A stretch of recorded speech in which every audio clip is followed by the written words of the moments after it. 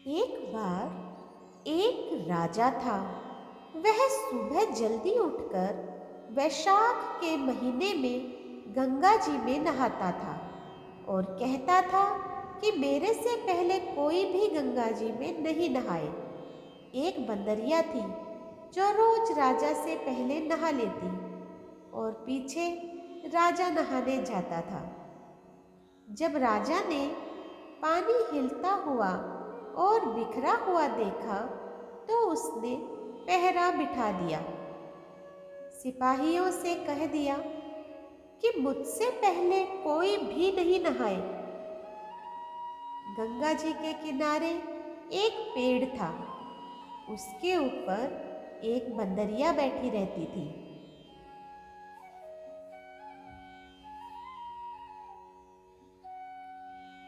डाली के सहारे उतरकर गंगा जी में नहा लेती और पेड़ पर जाकर बैठ जाती।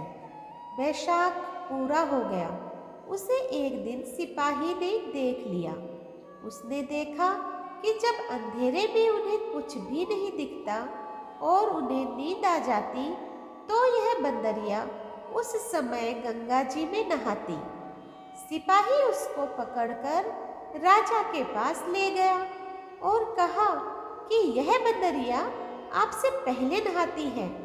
राजा ने प्रण किया हुआ था कि यदि कोई औरत मेरे से पहले नहाती होगी तो मैं उसके साथ विवाह कर लूंगा। राजा ने बंदरिया से विवाह कर लिया। धर्म मानने लग गया। वैशाख में नहाने से बंदरिया के बच्चे होने की आशा हो गई। पूरे महीने हो गए। जब बंदरिया ने पूछा कि मेरे बच्चा होएगा तो मैं किसे जगाऊंगी, तब राजा ने महल में एक घंटी बंधवा दी और कहा जब तेरे दर्द हो तो तू घंटी हिला दियो, फिर आकर मैं सारा इंतजाम कर दूंगा। राजा के कई रानियां थीं। उन्होंने उस बंदरिया से पूछा ये घंटी किसने बांधी है? तब वह बोली राजा जी ने बांधी है। मेरे बच्चा होगा तब मैं बुलाऊंगी। एक रानी ने कहा जरा बजाकर तो दिखा कि राजा आएगा भी या नहीं। बंदरिया ने घंटी बजा दी और राजा आ गया। जब पूछा कि घंटी क्यों बजाई तो बंदरिया बोली रानी ने कहा था।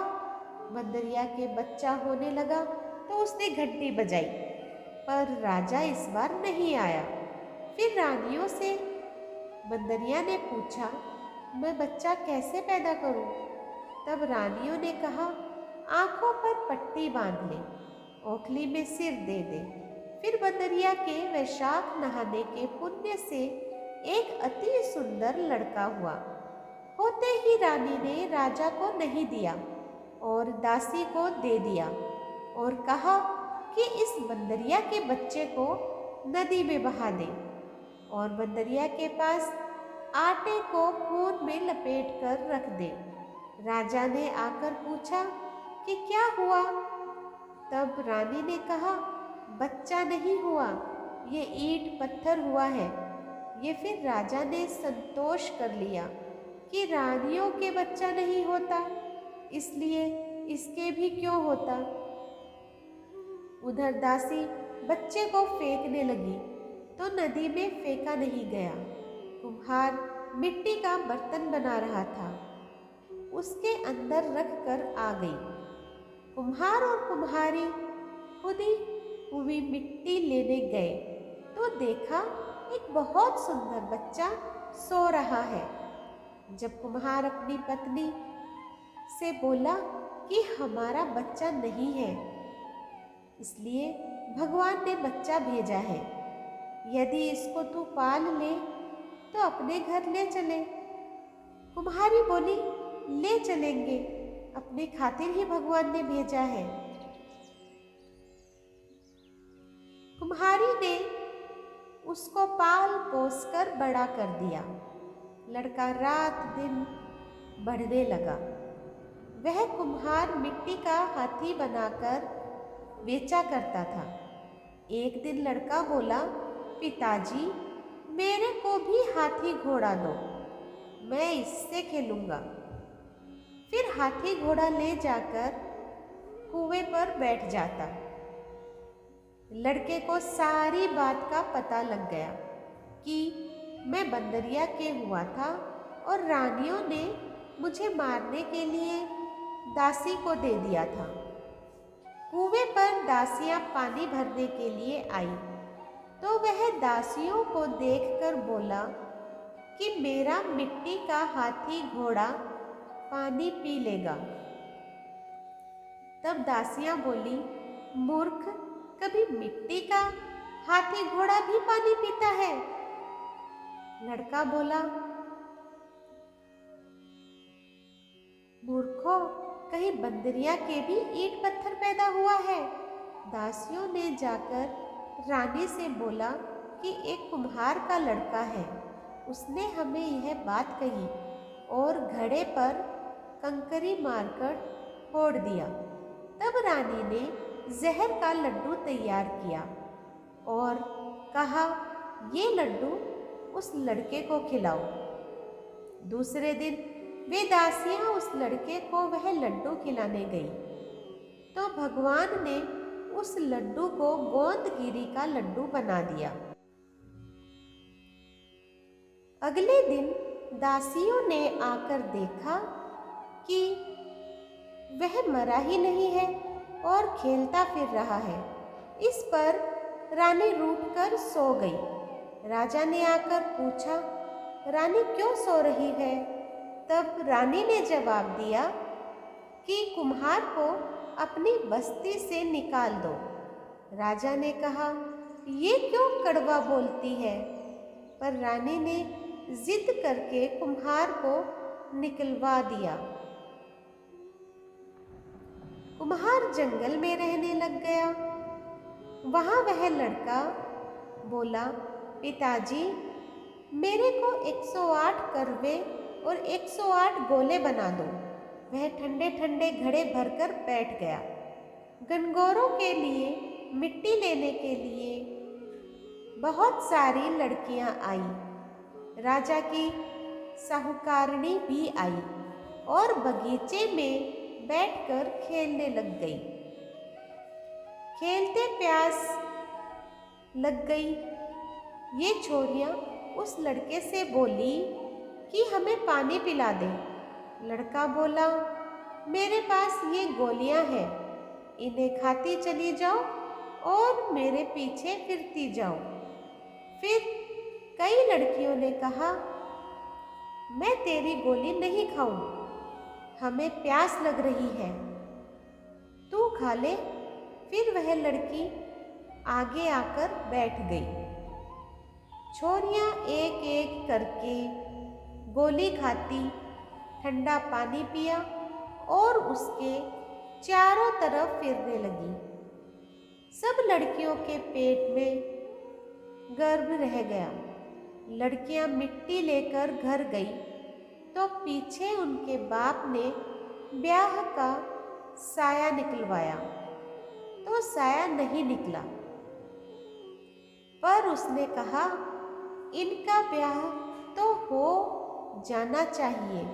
बाद में लड़कियों में से किसी का जी घबराए तो कोई रोटी नहीं खाए, कोई उल्टी करे। फिर सबने उनसे पूछा, तुम्हारे ये क्या हो गया? मुझे तो पता नहीं, मैं तो मिट्टी लेने गई थी।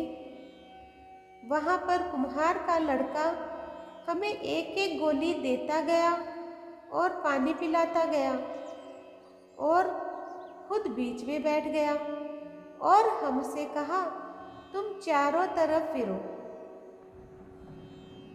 यह बात सुनकर सबके बाप कुम्हार के लड़के के पास गए और बोले, हम अपनी लड़कियों का ब्याह तेरे साथ करेंगे। उसने सबके साथ फेरे लिए।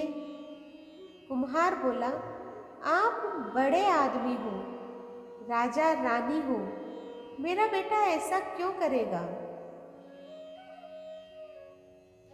पर सब कोई उसके साथ अपनी अपनी लड़कियों का विवाह कर गए। बहुत सा धन दौलत देकर अपनी लड़कियों को विदा किया और इस तरह 108 बहुएं आ गई। फिर सबके लड़के भी हो गए और 108 कमरे बनवा दिए गए। सब बहुओं के लिए भी कमरे बनवा दिए गए। फिर लड़के ने कहा, पिताजी, हम सारे नगर में दावत का बुलावा देंगे। आपके इतनी बहुएं हैं और इतने पोते हैं। कुम्हार ने कहा, जिमा दो।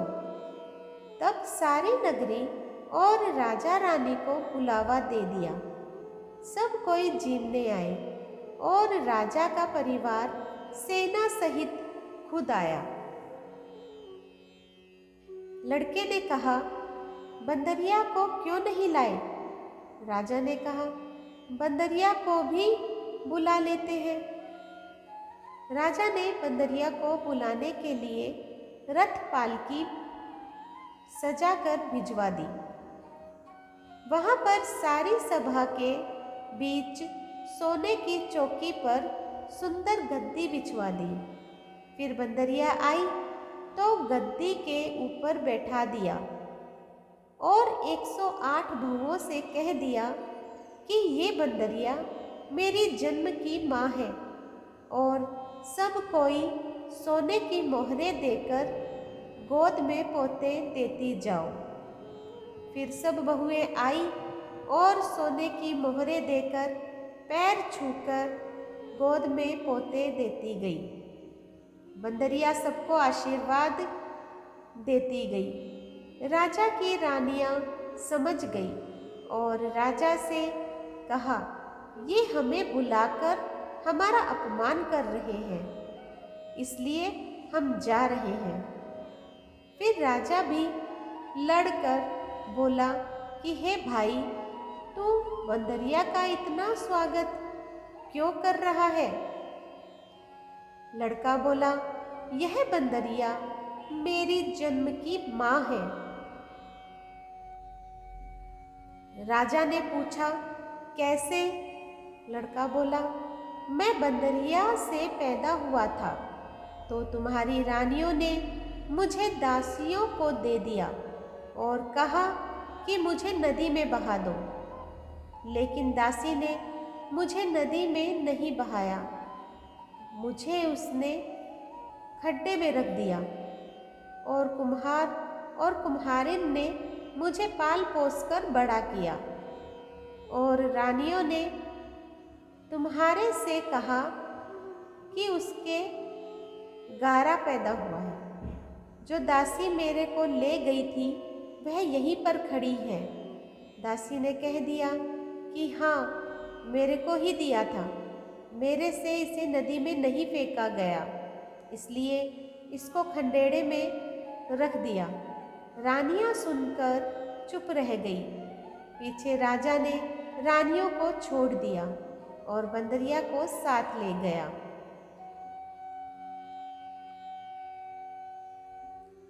साथ में पोतों को और बहुओं को और बेटे को भी साथ ले गए।